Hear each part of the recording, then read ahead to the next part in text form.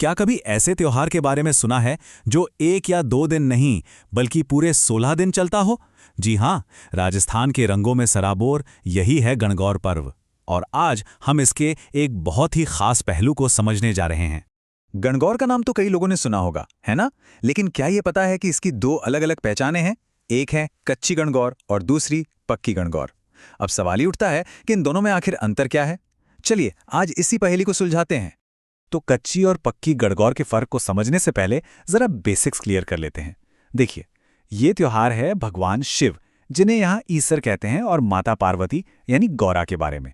उन्हीं के प्रेम का ये प्रतीक है। इसे मनाया क्यों जाता है? ताकि अच्छा पति मिले और शादीशुदा जिंदगी खुशहाल रहे। और ये शुरू कब होता है? ठीक होली के अगले दिन से, खास तौर पर राजस्थान में।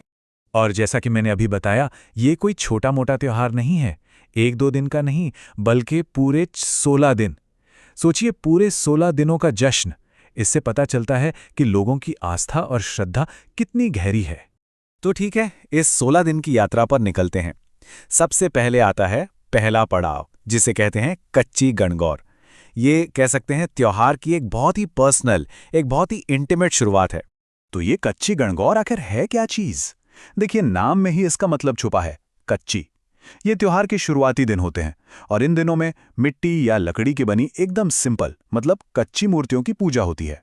और ये पूजा हर रोज घर पर ही होती है। इस दौरान जो रस्में होती है ना, वो बहुत ही सिंपल और सीधी सादी होती हैं, एकदम दिल से की जाने वाली। सबसे पहले तो महिलाएं खुद ही मिट्टी या लकड़ी की मूर्तियां बनाती हैं। फिर हर रोज उनकी पूजा होती है, पारंपरिक गीत गाए जाते हैं, गौरा और ईसर को जल चढ़ाया जाता है। और हाँ, कई गांवों में तो घुड़ला गीत गाने का भी खास रिवाज है। तो ये तो हुई कच्ची गणगौर की बात, जो घरों के अंदर होती है। अब यहां से मामला बिल्कुल बदल जाता है। अब हम आते हैं त्योहार के ग्रैंड फिनाले पर, यानी कि पक्की गणगौर। ये एक जबरदस्त पब्लिक सेलिब्रेशन है। यहां आकर ना त्योहार का पूरा रंगरूप ही बदल जाता है। सब कुछ ग्रैंड हो जाता है। जो कच्ची सिंपल मूर्तियां थीं, उनकी जगह ले लेती हैं खूबसूरत सजी धजी मूर्तियां। और पूजा अब घरों की चारदीवारी से निकलकर सड़कों पर आ जाती है।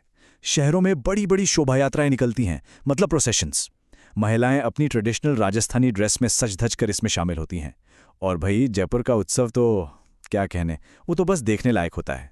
पता है, जयपुर के सिटी पैलेस से जो शोभा यात्रा निकलती है, उसे ऐसे ही नहीं, राजस्थान की सबसे सुंदर सांस्कृतिक झांकियों में से एक माना जाता है।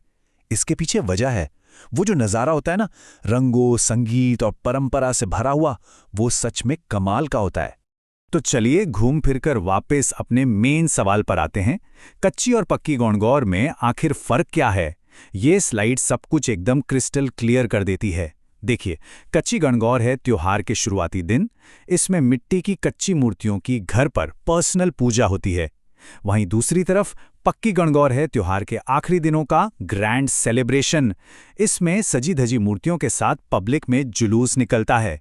तो मतलब एक प्राइवेट है तो दूसरा पब्लिक। लेकिन बात सिर्फ रस्मों और शोभा यात्राओं पर खत्म नहीं होती। गणगौर इससे कहीं बढ़कर है। इसका मतलब बहुत गहरा है। तो सवाल ये है कि आखिर ये त्योहार राजस्थान के लिए इतने मायने रखता क्यों है? क्योंकि असल में गणगौर सिर्फ एक त्योहार नहीं है, ये तो राजस्थान की गहरी संस्कृति और उसकी जीती जागती परंपरा का एक बहुत बड़ा सिंबल है। ये एक उत्सव से ज्यादा उस इलाके की पहचान का एक हिस्सा बन चुका है। तो इस त्योहार से सीखने को क्या मिलता है? पहली बात, ये पति पत्नी के बीच प्यार के रिश्ते की अहमियत बताता है। दूसरी बात, ये पूरे परिवार की खुशी और तरक्की के लिए की गई एक सामूहिक प्रार्थना है।